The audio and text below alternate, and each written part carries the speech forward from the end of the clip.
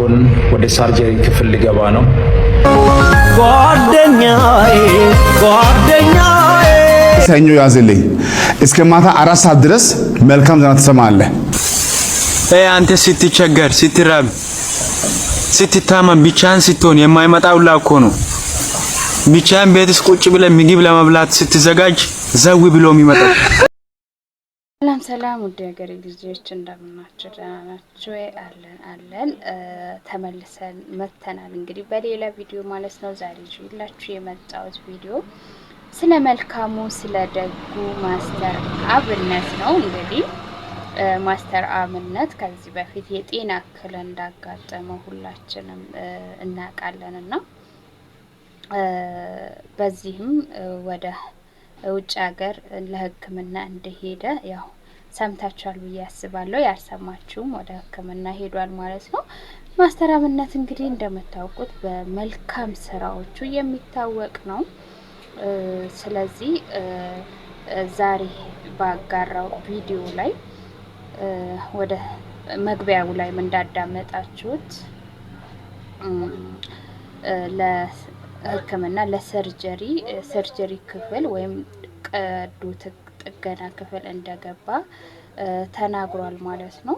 እንግዲህ ማስተር አብነት በዚህ ፈተና ውስጥ ሆኖ ራሱ እንግዲህ ተስፋ አለው። ማመስገኑንም አልተውም። ለዚህ ለደግ ህዝብ ምስጋናዬን አቀርባለሁ ሲልም ተደምጧል ማለት ነው። እንግዲህ ማስተር አብነት በጣም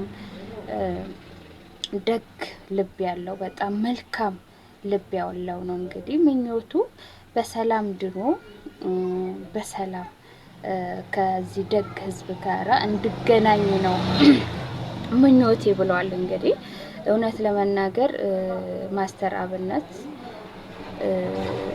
ማለት የሰው ልጅ ይታመማል፣ አታሳምመኝ አይባልም። ግን በህመሙ በጣም በርካቶች አዝነዋል። ግን የሚያስፈልገው ለማስተር አብነት ጸሎት ነው።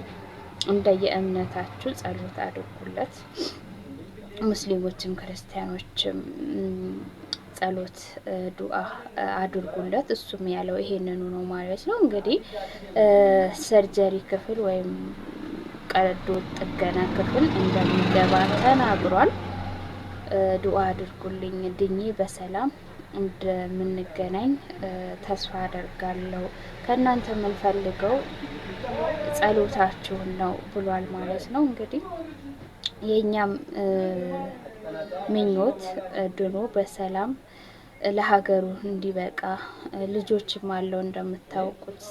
ልጆቹም በጣም ነው የሚያሳዝኑት እና በሰላም ለልጆቹም ለዚህ ህዝብ ራሱ ለምስኪኖቹ እንዲደርስ የምሬ ነው የምላችሁ። እሱ እያለ ይሄ ምስኪን ህዝብ ማለት ለብዙ ምስኪኖች የኔ ብጤዎች የደረሰ ከመሬት እያነሳቸው እየደረሰላቸው እያበላቸው እያጠጣቸው ልብስ ያሌላቸው ልብስ እያለበሳቸው ስለ ጫጫተው ይቅርታ እንግዲህ ሱቆኜ ነው ቪዲዮ እየሰራሁላችሁ ያለውትና ጫጫታ አለ። በጣም ይቅርታ።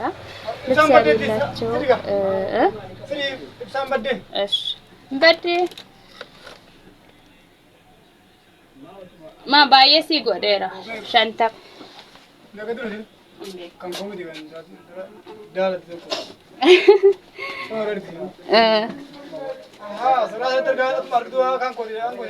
አንበኩ ፍሬንድ ታለ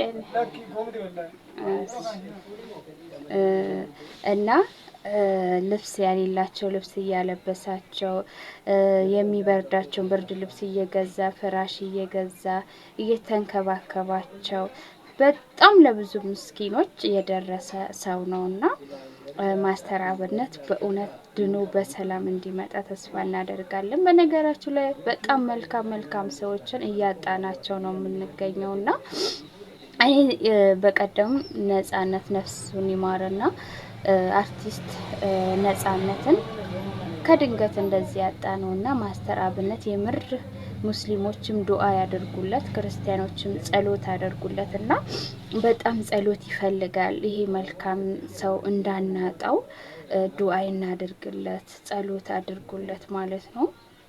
እንግዲህ ማስተር አብነት እንደምታውቁት ሁለት ምናልባት ካልተሳሳት ሁለት ልጆች አሉት ቆንጆ ሚስትም አለችውና እነሱን ራሱ ስታዩ በጣም የሚያሳዝን በጣም የምሬ ነው የምላችሁ። አሁን ራሱ ምን ያክል ጭንቀት ውስጥ እንደሚሆኑ ኢማጂን የምሬ ነው የምላችሁ። ምን ያክል ጭንቀት ውስጥ እንደሚሆኑ አስቡት።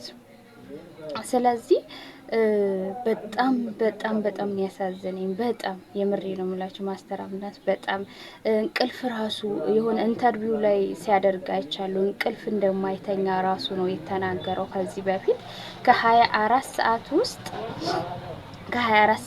2 ሰዓት ብቻ ነው የምተኛው ብሎ ነበረ። እኔ እንዴት ነው ከ24 ሰዓት ውስጥ 2 ሰዓት ብቻ የሚተኛው ብዬ በጣም ጥያቄ ሆኖብኝ ነበረ። ምክንያቱም አሁን እኔ እውነት ስነግራችሁ የምሬ ነው ብላችሁ አልተኛም ማለት ካልተኛውኝ ራሴን ያመኛል።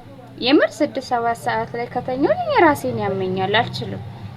ግን እሱ ከ24 ሰዓት ውስጥ 2 ሰዓት ብቻ ነው የምተኛው ሲል በጣም ነው ይገረመኝ በጣም ማለት ነው።